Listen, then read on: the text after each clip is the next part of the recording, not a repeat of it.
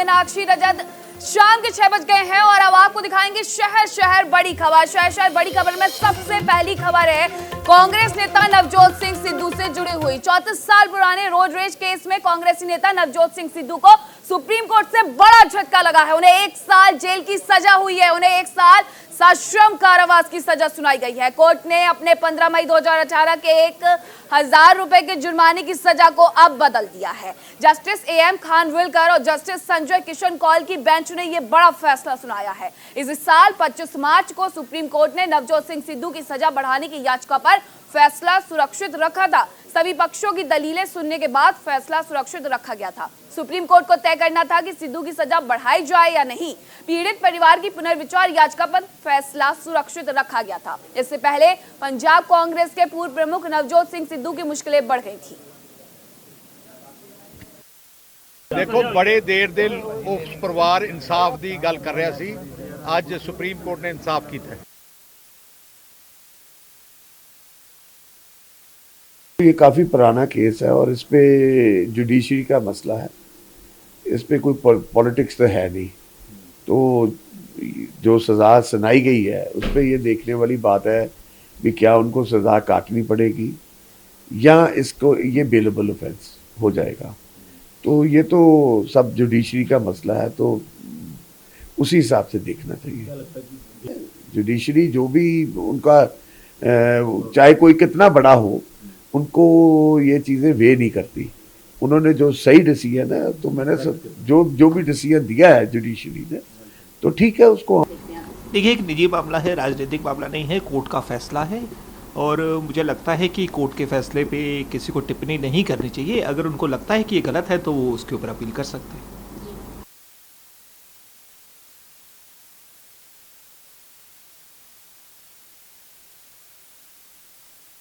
Supreme court ने यह साबित किया है कि एक इंसान के जीवन की कीमत केवल 1000 रुपया नहीं है और इंडियन पिनल कोड के तहत जो सज़ा दी जा सकती थी इस मामले में वो सुप्रीम कोर्ट ने दी है। पूरी बहस सुनने के बाद मैं समझता हूँ कि जो लोग ये मानते थे कि सुप्रीम कोर्ट ने केवल 1000 रुपये में एक जान की कीमत तोली है, आज वो इस फैसले से संतुष्ट होंगे। पर मुझे एक सतह पर इस बात का दुख है कि 30 साल के बाद सिद्धू को जेल जाना पड़ रहा है, मगर अब उनके पास और कोई विकल्प नहीं है। सुप्रीम कोर्ट के फैसले के बाद ये सज़ा उनको भुगतनी होगी।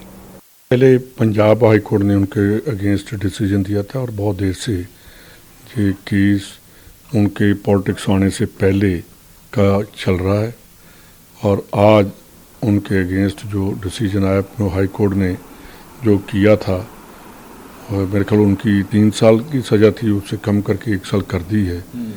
तो जो सुप्रीम कोर्ट ने डिसीजन दिया है वही हमारी सर्वोच्च अदालत है, उसको कोई चैलेंज नहीं कर सकता। जो उनका डिसीजन है हम सब उसकी रिस्पेक्ट करते हैं और ऑनर करते हैं। नवजोत सिंह सिद्धू को 1 साल की सजा मिलने के बाद इस फैसले पर पीड़ित परिवार का क्या कहना है, ये भी सुनिए। क्या सुनाई नो जी, बाकी रब दे घर जी देर कह सकते हैं ਆਪਾਂ ਜੀ। ਆਪਾਂ तो रब का शुक्र करते हैं जी।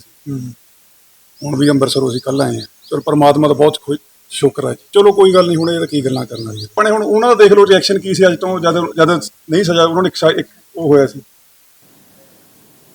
समाजवादी पार्टी के मुखिया अखिलेश यादव ने अयोध्या में हिंदू आस्था को लेकर एक विवादित बयान दिया है। दरअसल अखिलेश यादव से ज्ञानवापी सर्वे मामले पर एक सवाल किया गया था, जिसे लेकर अखिलेश यादव ने कहा कि हिंदू धर्म में कहीं पर भी पत्थर रख दो, एक लाल झंडा लगा दो पीपल के पेड़ के नीचे, तो मंदिर बन गया। यही नहीं, अखिलेश यादव ने इशारे में बाबरी मस्जिद को लेकर कहा कि एक समय था जब रात के समय मूर्तियां रख दी गई। आपको बता दें कि अखिलेश यादव के इस बयान के बाद से उनके खिलाफ बीजेपी ने मोर्चा खोल दिया है। सुनिए। तो अखिलेश यादव ने एक ऐसा बयान दिया है जिस पर विवाद बढ़ गया है। उनका कहना है कि हिंदू धर्म ऐसा ही है, अगर वहां पर कुछ मूर्तियां रख दें, कुछ पत्थर रख दे और झंडे लगा दे तो वो अपने आप में पूजनीय स्थल बन जाता है। साथ ही उन्होंने इस दौरान बाबरी मस्जिद को लेकर भी इशारों में बीजेपी पर तंज कसा है। साफ तौर पर उन्होंने ये कहा है कि एक वक्त वो भी था जब रातों रात मूर्तियां प्रकट हो गई थी और इस तरीके से उन्होंने बीजेपी पर तंज कसा है। हालांकि अब उनके खिलाफ सभी पार्टियों ने मोर्चा खोल दिया है। भारतीय जनता पार्टी का कहना है कि वो सीधे तौर पर हमारी धार्मिक भावनाओं को ठेस पहुंचा रहे हैं। साथ ही बीजेपी कुछ भी कर सकती है। ये बनारस का मुद्दा भारतीय जनता पार्टी जानबूझकर के उठवा रही है। एक समय ऐसा था कि रात के अंधेरे में मूर्तियां रख दी गई। बीजेपी कुछ भी कर सकती है। बीजेपी कुछ भी करा सकती है। और अब बात करेंगे यूपी के सीतापुर की, जहां जेल में बंद सपा के वरिष्ठ नेता आजम खान की सुप्रीम कोर्ट में अंतरिम जमानत मंजूर कर ली गई है, जिसके बाद उनके चाहने वालों में खुशी की लहर है। आपको बता दें कि आजम खान पिछले 27 महीनों से सीतापुर जेल में बंद हैं। इसके अलावा उनके 88 मामलों में जमानत पहले मंजूर हो गई थी, जबकि एक मामले में आज सुनवाई करते हुए सुप्रीम कोर्ट ने उनकी जमानत याचिका मंजूर कर ली है। उनको अंतरिम जमानत दे दी है, जिसके बाद कयास लगाए जा रहे हैं कि आजम खान जल्द जेल से रिहा हो जाएंगे।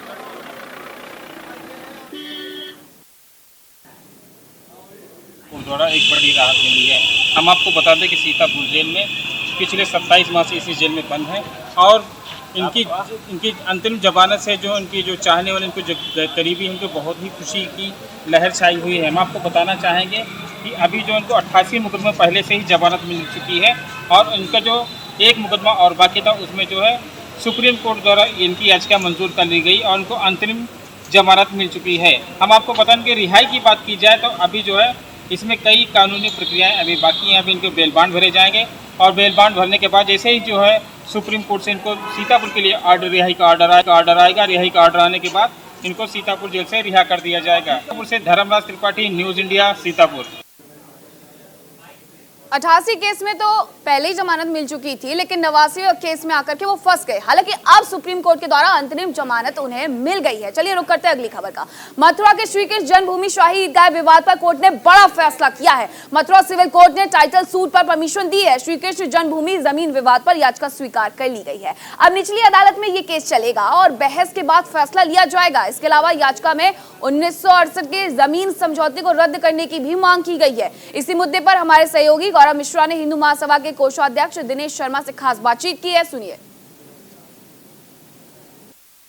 में ज्ञानव्यापी के सर्वे के बाद से लगातार आगरा में ताजमहल के 22 कमरों के खोलने की बात हुई और उसके बाद श्री कृष्ण जन्मस्थली मथुरा की अगर बात करें तो मथुरा में भी कई मामले एक साथ न्यायालय के दहलीज पर पहुंच गए। हिंदू महासभा ने भी एक PIL लगाया और हिंदू महासभा का कहना है कि जो शाही ईदगाह मस्जिद वाली ज़मीन है वहां पर जो जलाभिषेक करने की अनुमति है वो इन लोगों को दिया जाए। हिंदू महासभा से हमारे साथ दिनेश जी हैं। दिनेश शर्मा जी, ये बताइए कि आप लोगों ने क्या अदालत में कहा है, जलाभिषेक करने की बात कही है शाही ईदगाह वाली ज़मीन पर? हमने माननीय न्यायालय से मांग की है कि जो असली गर्भगृह है भगवान कान्हा का, जहाँ भगवान कान्हा का जन्म हुआ था, वो कंस के कारागार में जन्म हुआ था और कंस के कारागार में 7 कोठरी थी, तो लास्ट की कोठरी में भगवान कान्हा का जन्म हुआ था। उस कंस के कारागार को इन्होंने तोड़ दिया औरंगजेब ने और तोड़ के उसमें मलबे को एक टीला टाइप में इकट्ठा किया। उस मलबे के ऊपर इन्होंने फिर शाही ईदगाह का निर्माण कराया। तो हमने माननीय न्यायालय से मांग की है कि जहाँ भगवान का असली गर्भगृह है वहाँ हम लड्डू गोपाल जी का अभिषेक करना चाहते हैं, तो हमें उसकी परमिशन दी जाए। क्या आप लोगों ने चैलेंज किया, कोर्ट को क्या बताया है, क्या कहा है, दावा आप लोगों ने क्या किया है? हमने माननीय न्यायालय से दावा किया है कि जो इन्होंने सन 1968 में पहले समझौता किया था वो आधारहीन है, क्योंकि इस ट्रस्ट को, जन्मभूमि ट्रस्ट को अधिकार ही नहीं है किसी को जमीन देने का या लेने का। तो इन्होंने समझौता कैसे कर लिया? ईदगाह को जमीन इन्होंने छोड़ के दी। वहाँ तो पहले मंदिर था, ईदगाह तो बहुत बाद में बनी है, मंदिर को तोड़ के बनी है। ये हमने माननीय न्यायालय से मांग की थी। इससे पहले भी आप लोगों ने जलाभिषेक करने की अनुमति मांगी थी। उस समय आप कोर्ट नहीं गए थे, बल्कि आपने यहाँ के जिलाधिकारी से, यहाँ के प्रशासन से अनुमति मांगी थी। आप लोगों को अनुमति नहीं दी गई थी, बल्कि उसी दिन नमाज जरूर करवाई गई थी। क्या इस बात को भी आप लोगों ने ऐतराज के तौर पर रखा? हमने माननीय जिला प्रशासन से हमने पहले आवेदन किया था कि हमको 6 दिसंबर पर वहाँ लड्डू गोपाल जी का अभिषेक करने का परमिशन दिया जाए, लेकिन जिला प्रशासन ने परमिशन रद्द कर दी और हमको सभी हिंदू महासभा के लाखों कार्यकर्ताओं को नज़रबंद कर दिया। तो हिंदू महासभा के तरफ से अपनी जो दलीलें हैं वो दी गई हैं और साफ तौर पे इन लोगों की मांग है कि शाही ईदगाह मस्जिद वाले हिस्से में जहां नमाज की जाती है वहां पर जलाभिषेक की जो अनुमति है वो इन लोगों को दिया जाए। कैमरामैन चेतन भारद्वाज के साथ गौरव मिश्रा, न्यूज़ इंडिया, मथुरा। पूरे मामले में जो पहली याचिका है वो सितंबर 2020 को दी गई थी। सितंबर 2020 के बाद मई 2022 तक लगातार सुनवाई हुई है अलग अलग तारीखों में। आज का वो दिन था, हिंदू पक्ष के लिए ये दिन बड़ा खास था क्योंकि अब कोर्ट ने इस मामले को सुनवाई योग्य मान लिया है। रुक करते अगली खबर का। श्री कृष्ण जन्मभूमि मामले पर आज अहम सुनवाई हुई है और अब फैसले का इंतजार है। अगर फैसला हिंदू पक्ष के पक्ष में रहता है तो श्री कृष्ण जन्मभूमि के सामने शाही ईदगाह वाली मस्जिद से लेकर इस पूरे प्रकरण पर सर्वे का रास्ता साफ हो जाएगा। न्यूज़ इंडिया संवाददाता गौरव मिश्रा ने अधिवक्ता महेंद्र प्रताप सिंह से इस पूरे मामले पर खास बातचीत की है। देखें। आज मथुरा जिला न्यायालय पर सबकी जो निगाहें हैं वो टिकी हुई हैं। उसका कारण भी यही है कि जिस तरीके से इस पूरे मामले में लगातार सुनवाई हुई, बहुत सारी चीज़ें कोर्ट के अंदर रखी गई हैं। खास करके इससे पहले वीडियोग्राफी की भी मांग की गई। हमारे साथ महेंद्र पाल जी हैं। देखिए, पूरे हियरिंग को देखेंगे, एट ए ग्लांस देखेंगे तो ये 13.37 एकड़ ज़मीन है टोटल, और 13.37 एकड़ ज़मीन ये हिंदू पक्षकारों की है और ये खसरा नंबर 825 है जो पूरा खसरा है उसमें ये सिचुएटेड है। तो हमारा ये कहना है कि 13.37 एकड़ ज़मीन है वो हिंदू पक्षकारों की, वो हिंदू पक्षकारों को मिलनी चाहिए क्योंकि 1669 में औरंगजेब ने मंदिर तोड़कर मस्जिद बनाई थी वहाँ पर, और उसकी दीवारों पर देखेंगे तो दीवारों पर आज भी सब चित्र वगैरह सब बने हुए हैं वहाँ पर। तो हमारा जैसे ओम है, कमल है, तो ये हिंदू अवशेष है। तो हमारा ये कहना है कि वो असली गर्भगृह वही है, भगवान वही प्रकट हुए थे और वो हिंदू पक्षकारों को मिलनी चाहिए। मुस्लिम पक्षकारों ने दावा किया है कि इस तरीके के निशान नहीं है, आरोप लगाया जा रहा है और बेवजह इसकी वीडियोग्राफी की मांग भी उठाई जा रही है। वो तो बनारस में भी मना कर रहे थे, वीडियोग्राफी की माने नहीं होनी चाहिए, वहाँ नहीं मना कर रहे थे कि हम वीडियोग्राफी नहीं करने देंगे। ये नहीं, तो कोर्ट में रेफरेंस रखा है बनारस के ज्ञानव्यापी की वीडियोग्राफी को लेकर, हमने उसका भी ऑर्डर दाखिल किया है। बनारस के सिविल जज महोदय का ऑर्डर दाखिल किया है कि वहाँ पर बनारस में ज्ञानव्यापी की वीडियोग्राफी की गई है, तो हम चाहते हैं कि यहाँ भी वीडियोग्राफी की जानी चाहिए। और अगर वीडियोग्राफी होती है तो उनको क्या दिक्कत है भाई? अगर उनके चिन्ह है तो उनके चिन्ह आएंगे, हमारे चिन्ह है तो हमारे चिन्ह आएंगे, दूध का दूध पानी का पानी हो जाएगा। तो अनावश्यक उनको इस तरह का क्यों परेशान होने की जरूरत है? जो स्थिति है सबके सामने क्लियर हो जाएगी। भाई हम कह रहे हैं कि हमारे अवशेष हैं, वो कह रहे हैं उनके अवशेष हैं, तो ठीक है, हो जाने दो वीडियोग्राफी। कभी ऐसा यहाँ पे किया गया इस मामले में, मथुरा में कभी ऐसा हुआ? पहले कभी वीडियोग्राफी रही होगी, ये कन्फर्म में नहीं कह सकता, लेकिन यहाँ पर आर्कोलॉजिकल सर्वे ऑफ इंडिया ने खुदाई अवश्य कराई थी। 1852 से लेकर के 1863 तक जनरल कनिंघम ने खुदाई कराई थी और जनरल कनिंघम के वो उसका रिकॉर्ड भी है। तो उसकी जब खुदाई हुई थी तो उसमें हिंदू विग्रह निकले थे, क्योंकि वो बराबर मंदिर है, वो तोड़ा गया, फिर तोड़ा गया। तो मस्जिद का जो स्ट्रक्चर है वो ऊंचा इसलिए है कि वो मंदिर बराबर तोड़े गए और उस ऊंचाई पर वो बना हुआ है, तो उसमें विग्रह है, हिंदू विग्रह है। तो हिंदू विग्रह होने की वजह से अब आप खुदाई करिए, 10-12 फीट खुदाई करिए, मंदिर वो विग्रह निकल आते हैं। बिल्कुल। ये बताइए, जिस तरीके से ज्ञानव्यापी पर फैसला आया और ये कहा जा रहा था जब ज्ञानव्यापी की वीडियोग्राफी कराई गई तो बहुत विरोध हुआ। श्री कृष्ण जन्मभूमि की अगर बात करें, आप लोग क्योंकि लगातार इस मामले पर जुड़े हुए देख रहे हैं, कितनी उम्मीदें आप लोगों को? देखिए प्रभु जी, श्री हरदास जय बिहार जी की ऐसा है प्रभु जी, हम कह रहे हैं शेषनाग ओम ये कमल के फूल जो मिल रहे हैं मस्जिद के अंदर हैं, बताए जा रहे हैं। ये मस्जिद में क्या इनकी सेवा है ये बताइए आप हमें? मंदिर में तो इनकी मंदिर की सेवा है, मंदिर में होते हैं, मस्जिद में कहाँ से आ गए? मस्जिद में कहीं बताइए, दुनिया में कहीं है ये चीज़ तो हमें बताइए आप।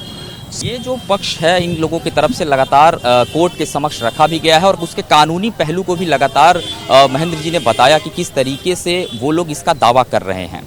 कैमरामैन चेतन भारद्वाज के साथ गौरव मिश्रा, न्यूज़ इंडिया, मथुरा। और शहर बड़ी खबर में अब बात करेंगे पंजाब की। सरकार में कैबिनेट मंत्री ब्रह्म शंकर जिम्पा से न्यूज़ इंडिया ने खास बातचीत की है, जिसमें उन्होंने बताया कि आम आदमी पार्टी की सरकार को 2 महीने पूरे हो गए हैं, जिसमें वो पूरी तरह खरी उतरी है। मान सरकार ने जितने भी वादे किए थे उन्हें पूरा किया जा रहा है। देखें। जिम्पा जी, आम आदमी पार्टी की 2 महीने पूरे हो गए हैं, क्या क्या उपलब्धियां लेके आए? देखो, आम आदमी पार्टी ने 2 महीने के अंदर आपने देखा है 5-6 कैबिनेट मीटिंग हुई है और बच्चों के लिए हमारे माननीय मुख्यमंत्री जी ने सबसे पहले जो फैसला लिया था 26-27 हज़ार नौकरियों का, वो एक बड़ा फैसला था। उसके बाद लगातार किसानों के हित के लिए, पंजाब की सिंचाई के लिए, पंजाब में हर एक आदमी को अच्छा पानी मिले पीने का, उसके लिए लगातार फैसले हो रहे हैं और लगातार जो प्रोजेक्ट डेड पड़े थे उनको एक्टिवेट किया गया। रेवेन्यू को लेके क्या नई पॉलिसी लेके आ रहे हो? देखो, रेवेन्यू को लेकर सबसे बड़ी पॉलिसी ये है कि हर एक आदमी को इजीली, चाहे रजिस्ट्री है उसकी होनी है, या उसकी तकसीम होनी है ज़मीन, या उसका म्यूटेशन होनी है, कोई भी जो चीज़ें स्मूथ हो, हर एक आदमी को कोई वेट ना करनी पड़े और ट्रांसपेरेंसी। पटवारियों का मामला चल रहा था, क्या खत्म हो गया? पटवारियों के मामले पे भी माननीय मुख्यमंत्री जी ने फैसला लिया था। 1090 असामियाँ जो है उनकी भर्ती के लिए एम्प्लॉयमेंट लेटर तैयार हैं और माननीय मुख्यमंत्री जी उसको जल्दी हैंड ओवर करेंगे बच्चों को। और जहां पटवारी, क्योंकि हमारे पास पटवारी बहुत कम थे, उसके लिए भी उन्होंने एक बड़ा फैसला लिया है, उसके लिए भी जल्दी है और पटवारी जो है लिए जा रहे हैं। कैमरामैन आकाश के साथ जसबीर सिंह। और अब बात करेंगे झारखंड प्रदेश कांग्रेस कमेटी के प्रभारी अविनाश पांडे की, जिन्होंने निर्वाचन पदाधिकारियों और पुलिस प्रशासन की कार्यशैली पर सवाल खड़े किए हैं। दरअसल गुरुवार को वो राजधानी रांची के कोतवाली थाने पहुंचे, जहां उनके साथ मंत्री और विधायक भी मौजूद रहे। उन्होंने कहा कि उन पर पंचायत चुनाव को लेकर आचार संहिता उल्लंघन का आरोप लगा है। उन्होंने बीजेपी पर हमला किया और कहा कि भारतीय जनता पार्टी आज मानसिक रूप से बहुत कमजोर है, हताश और निराश हो गई है। यही वजह है कि थाने में उनके खिलाफ चुनाव की आचार संहिता को उल्लंघन करने का आरोप लगाते हुए निर्वाचन पदाधिकारी के पास शिकायत की गई।